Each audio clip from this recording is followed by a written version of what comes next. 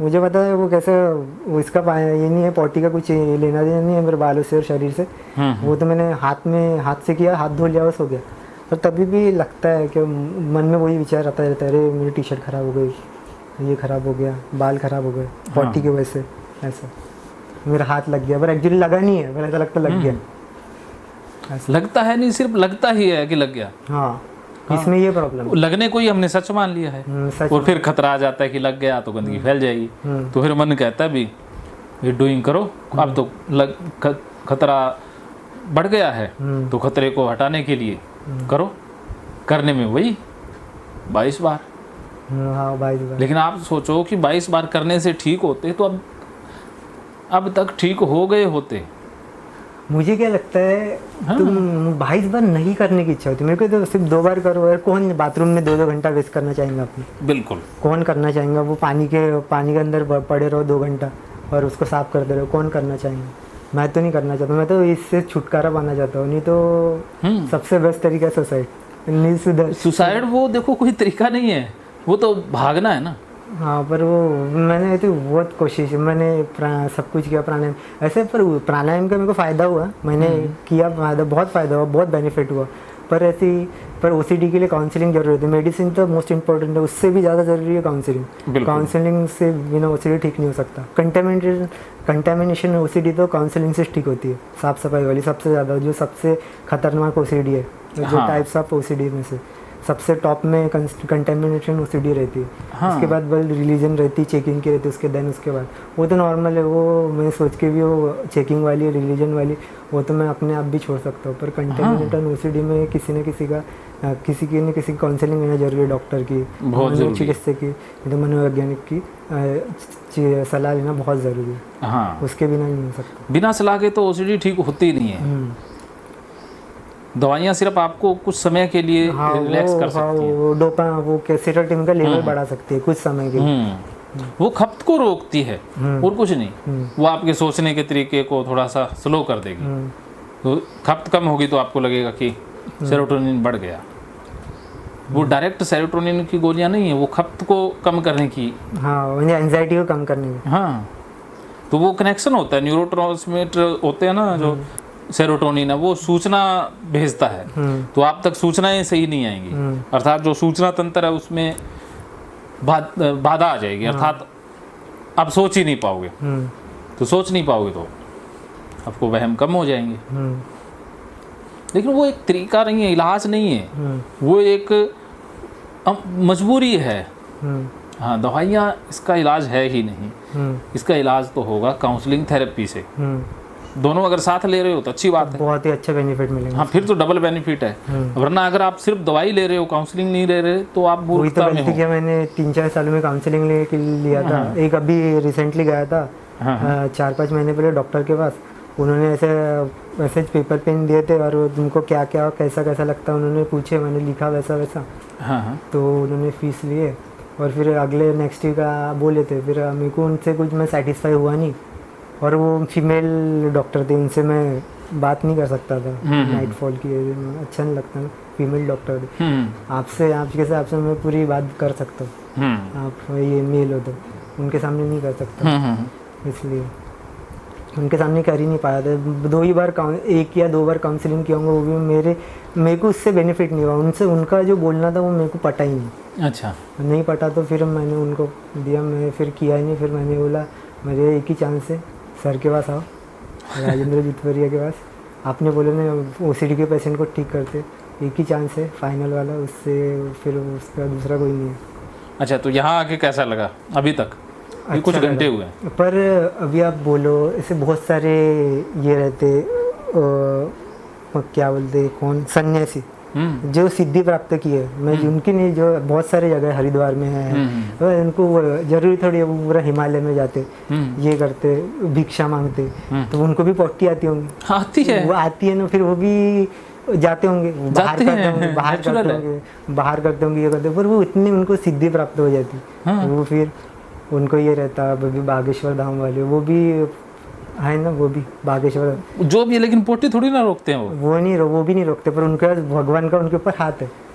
वो हाथ किसी का नहीं है, उनके ऊपर मूर्ख जनता का हाथ है, ये समझो, भगवान का हाथ नहीं है। हाँ, तो वो हमें मूर्ख बना के लूट रहे हैं, उनको छोड़ो, उनका वो विषय नहीं है ना। अपना विषय है कि आप पोटी की जो गंदगी लग रही है हमें, वो गंदगी पोटी में नहीं है, हमारी सोच में है। हम आपको पोटी गंदी इसलिए लगती है क्योंकि आपको ओसीडी है। अगर आपको ओसीडी नहीं होती तो क्या पोटी गंदी लगती? नहीं लगती, नहीं, वो तो गंदी तो है वो चीज़। देखो, पोटी गंदी है ये कहाँ लिखा हुआ है? ये सिर्फ हमने सुना हुआ है कि पोटी, बचपन से ही हमें सिखा दिया गया है या स्कूल में कई बार बता दिया गया है। वो इसलिए बताया गया कि देखिए ये ऐसी एक वस्तु है, जैसे हम पदार्थ कहते हैं, कि शरीर का वेस्टेज है जो हमारे खाने पीने से दूर रहे, क्योंकि इसमें ऐसे कुछ बैक्टीरिया हो सकते हैं जो हमें बीमार कर सकते हैं, पेट को खराब कर सकते हैं। ज़्यादा कुछ होने वाला नहीं है, इतना ही होता है। अगर पोटी चली भी गई पेट के अंदर तो पेट थोड़ा खराब हो सकता है और कुछ भी नहीं होगा, फिर नॉर्मल हो जाएगा। तो इसलिए कहा जाता है कि इसको दूर रखो, और कुछ भी नहीं है। हाँ, तो इसमें गंदगी जोड़ा गया ताकि आप ज़्यादा सफाई रखो। कि माँ बचपन में पोटी जब बच्चा करता है तो उसको सिखाती है कि छी गंदा है, बहुत गंदा है, तो बच्चे के मन में बैठ जाता है कि वाकई में गंदी चीज़ है, तो वो पहले ही डरने लग जाता है। फिर और ये धर्म गुरु, ये तो मल बहुत गंदा होता है, ये होता है। अरे भाई, मल गंदा होता तो फिर तुम रोक के दिखा दो, ये बनता ही ना, भगवान बना के ही नहीं भेजता। और जो बहुत सा ऐसा मल है जो हम खा भी रहे हैं। क्या खा रहे हैं?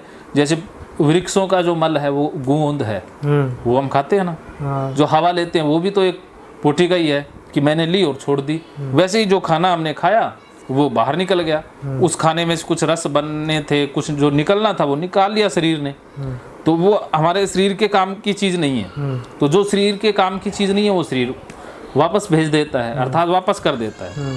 जैसे आपके पास कोई भी उपहार लेकर के आया, तो जो काम की चीजें हैं वो रख ली, बाकी आप डस्टबिन में डाल दोगे।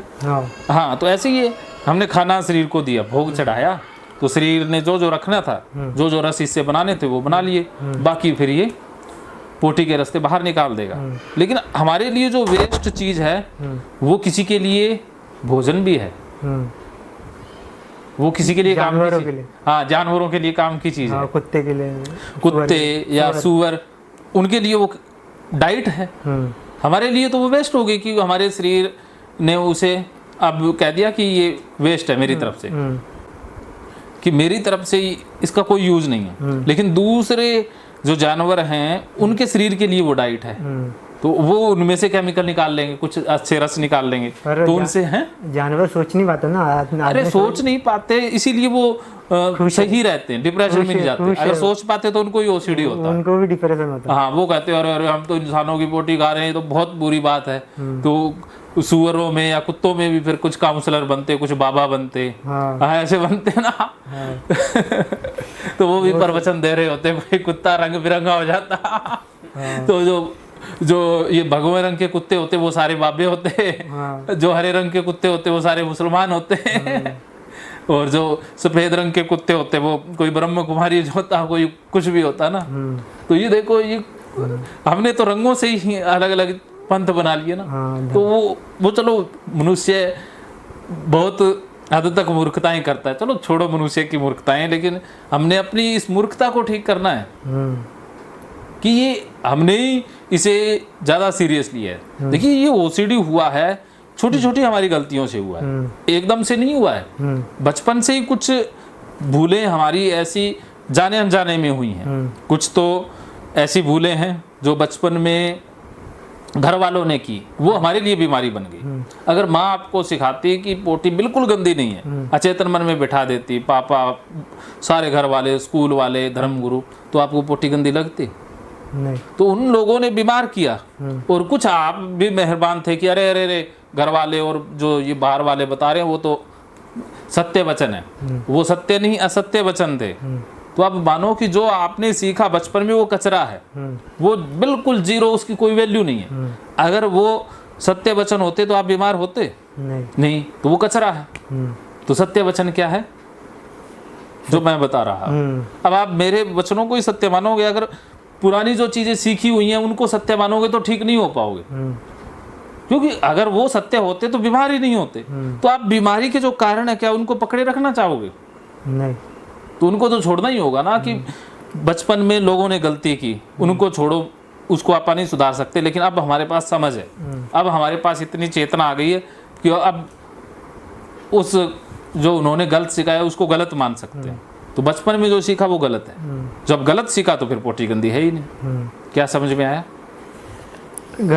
बचपन से जो अपब्रिंगिंग हुई है, जो पालन पोषण हुआ है, माँ मुझे पोटी गंदी होती है, इससे दूर रहने, गंदी चीज़ें इससे दूर रहना चाहिए, बीमारी फैलने का भी डर रहता है। बीमारी कुछ फैलती भी है तो उसमें हमारे पास एक रोग प्रतिरोध क्षमता भी तो है, इम्यून सिस्टम भी तो है। हाँ, रोग प्रतिकारक क्षमता। हाँ, तो इसमें पोटी में तो खाद होती है पहले। अब तो चलो लैट्रिन करके हम चले जाते हैं, वो पानी के साथ मिक्स होके कुछ स्मेल पैदा कर देती है, इसीलिए उसमें स्मेल आती है। वरना पहले हम कहाँ जाते थे? खेतों में जाते थे। हाँ।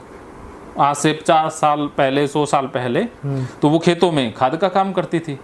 तो अब पशु है, पशुओं की लैट्रिन खाद का काम करती है ना। अगर पशु भी अपनी तरह होते, वो कहते अरे लैट्रिन, ये तो हम भी लैट्रिन जो पोटी है वो भी हम तो अपना स्पेशल स्थान बनाएंगे, तो बताओ हमारी खाद कैसे मिलेगी? हाँ, जैसे पशु या जानवर आदमियों की तरह बेवकूफियां करते नहीं हैं। उनका ये नहीं ना, मन सोच नहीं, अच्छी बात है, मन नहीं उनके। आदमियों ने सोच का क्या फायदा उठाया? जानवरों से भी गए बीते हो गए ना। तो हमें सोच दी, विचार दिए, चेतना दी, तो हमने उसका मिस यूज किया है, उसका दुरुपयोग ही किया है। इससे अच्छा है कि भगवान पशु ही बना देता कि हमने दिमाग का इस्तेमाल तो करना नहीं है। इतना कीमती तोहफा दिमाग मिला, इससे खुद को खुश रखना, दूसरों को खुश रखना, मानवता की सेवा करना, जैसे भगवान श्री कृष्ण गीता में बताते हैं सर्व हिताय सर्व सुखाय, ये प्रयोग था दिमाग का। लेकिन हम तो भाई जैसे किसी को बंदूक दे दें, अब बंदूक होती तो रक्षा करने के लिए, लेकिन भाई मैं तो खुद को ही मारूंगा पहले, फिर दूसरों को मारूंगा। तो बंदर के हाथ में उस तरह दे दोगे तो वो तो खतरनाक है ना।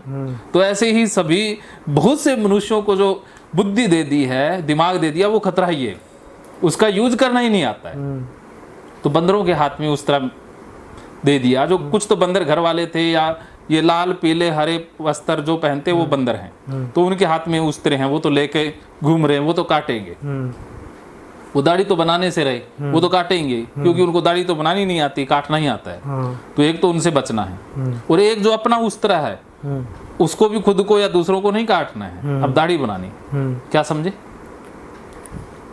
तो एक वस्त्र है, वो उस्त्रा, उस्त्रा, वस्त्र, उस्त्रा, उस्त्र, उस्त्रा, उस्त्र। और नाई के पास जो होता है ना, रेजर बोल देते हैं। वो बंदर के पास रहेंगे तो वो दाढ़ी नहीं करेंगे, वो तो सीधा काटने का काम करेंगे। वो उसकी सोच ही नहीं है ना, वो ज्यादा सोच वैसे ही है। वो जानवर है, वो सोच ही नहीं पाएंगे इसका क्या यूज है करके। हाँ, वो अपन ही सोचते इसका। तो आपा कौन से जानवरों से बेहतर है? आपा कौन सा सोचते हैं? पहले जानवर ही थे। इससे अच्छा जानवर ही हो जाए।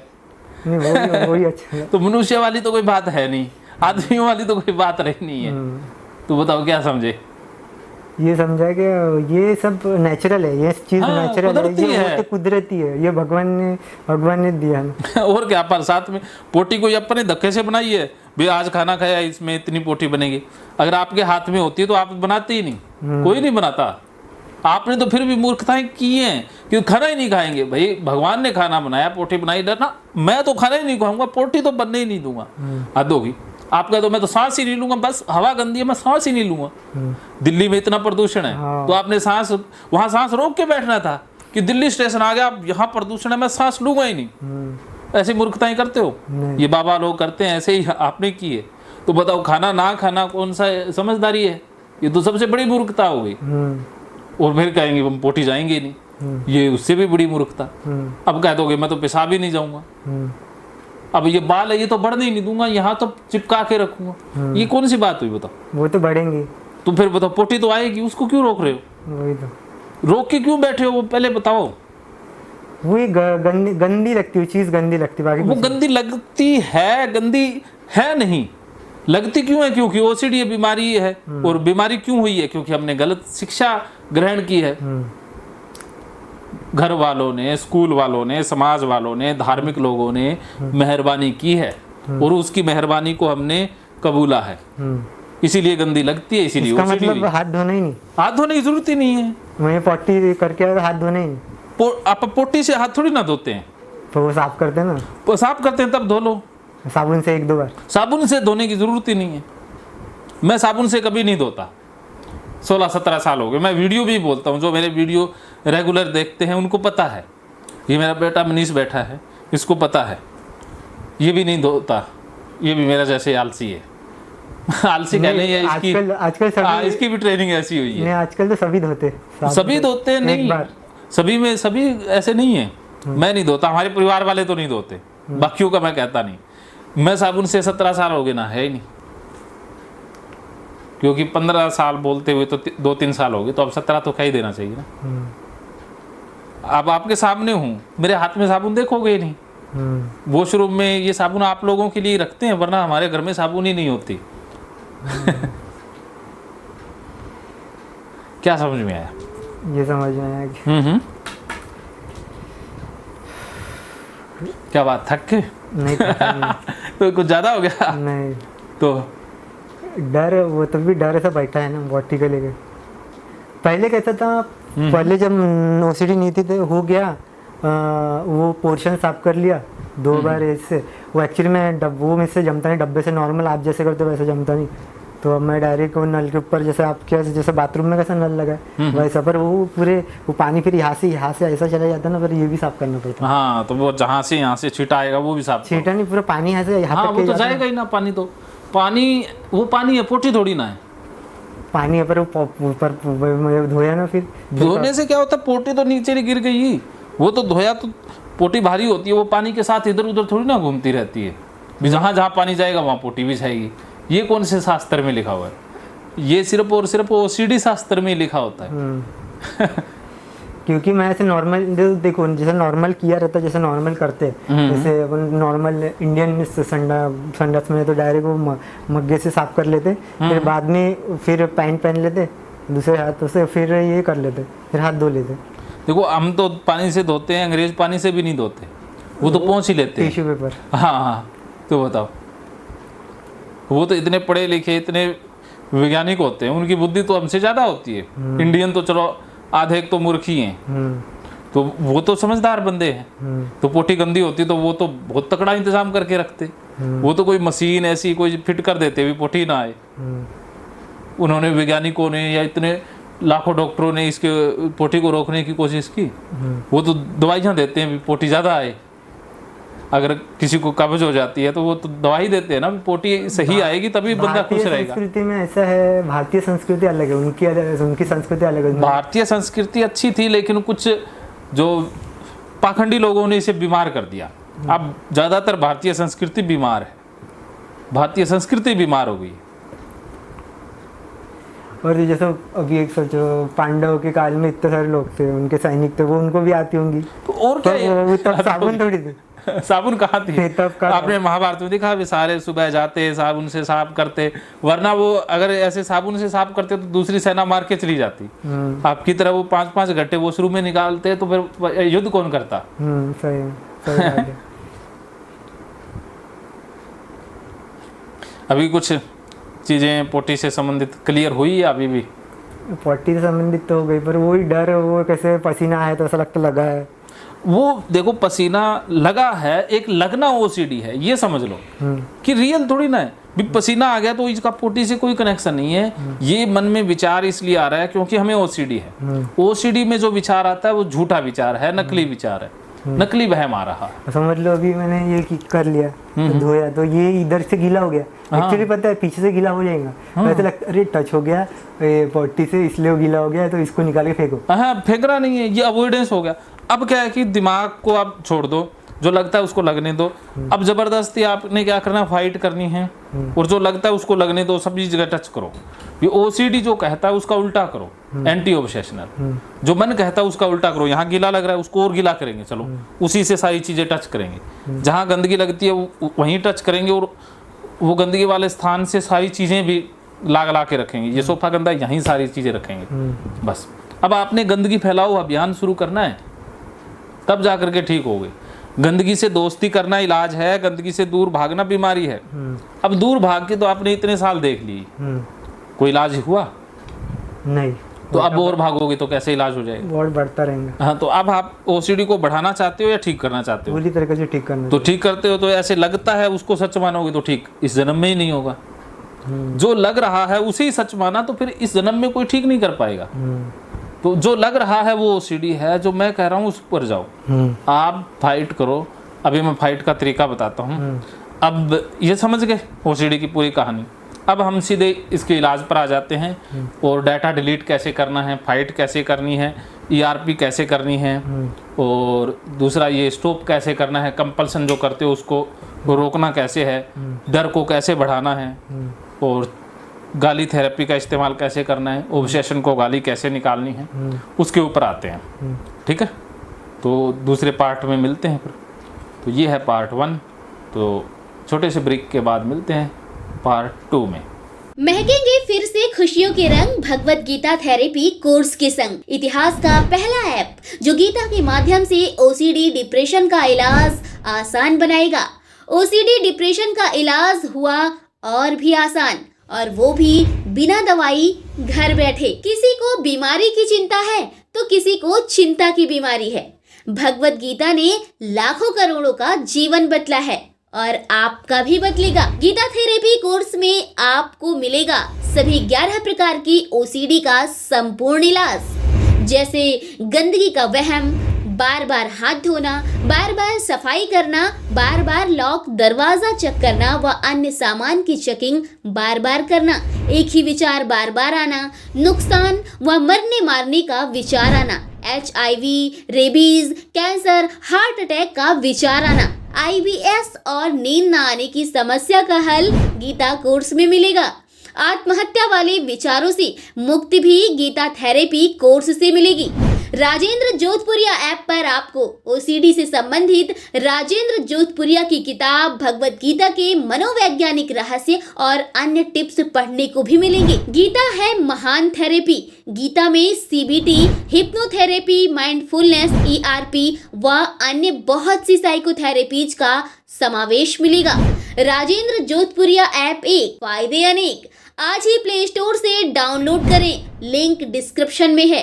तो देर क्यों, अभी जाइए डिस्क्रिप्शन में और लिंक पर क्लिक करके प्ले स्टोर से अभी डाउनलोड कीजिए राजेंद्र जोधपुरिया ऐप और पाइए अपनी सभी समस्याओं का हल।